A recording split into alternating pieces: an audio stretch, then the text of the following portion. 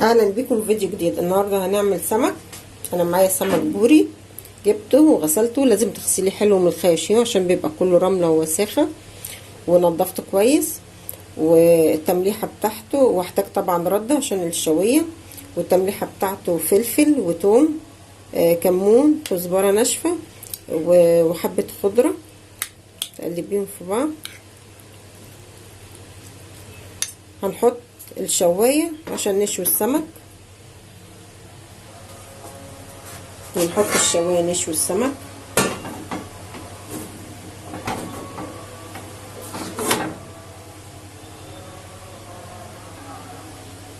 نحط السمك معانا يتشوي.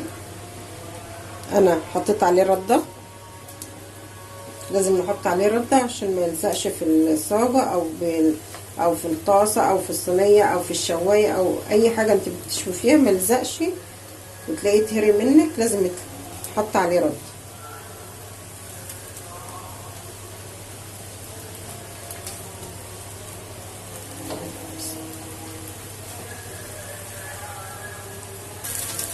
حطينا السمك يتشوي. هنجيب حله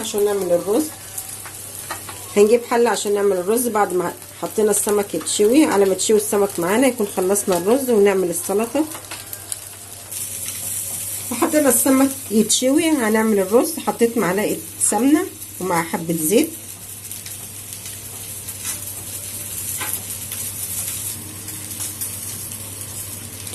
حطينا معلقه سمنه وحبه زيت يضيفوا معانا، بس السمنه تسيح معانا، ونحط عليها الميه عشان نعمل الرز.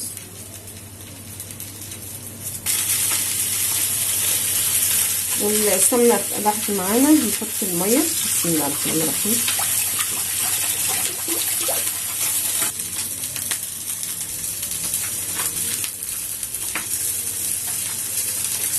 دلوقتي هنحط الملح.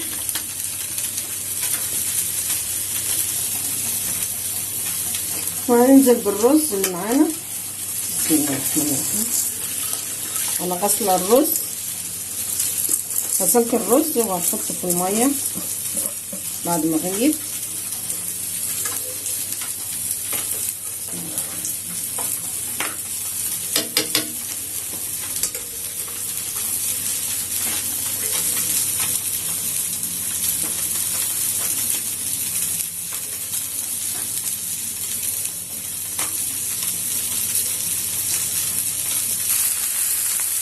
والسمك بنشويه، بنكمل شويته كده. حطينا الرز يستوى وبنشوي في السمك.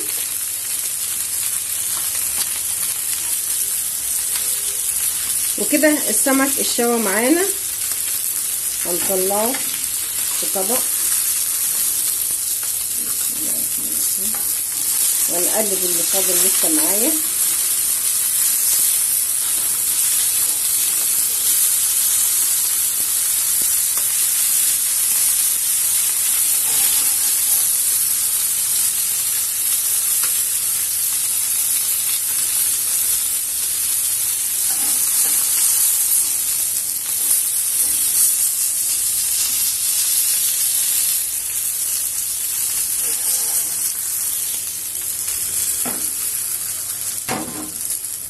وبكده شوينا السمك.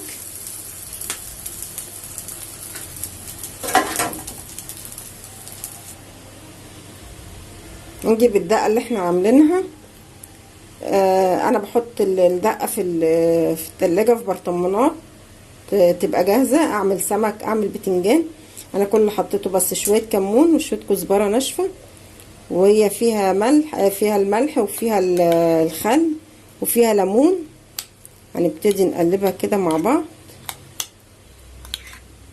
عشان نحطها على السمك اللي احنا شويناه.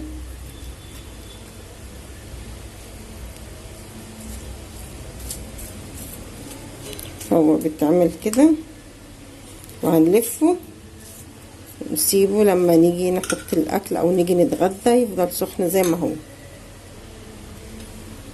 نحط على السمك كله.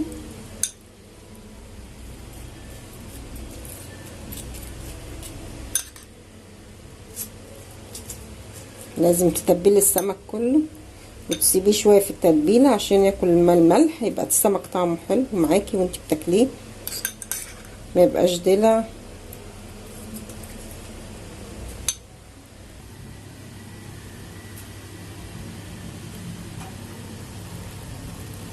والرز بيتردد معانا خلاص، والرز هيتردد معانا، وهوريكم الاكل بعد ما نخلصه ونحطه. وكده شكل الاكل بتاعنا بعد ما خلصنا. شوية السمك البوري، وعملنا السلطه وطحينه والرز.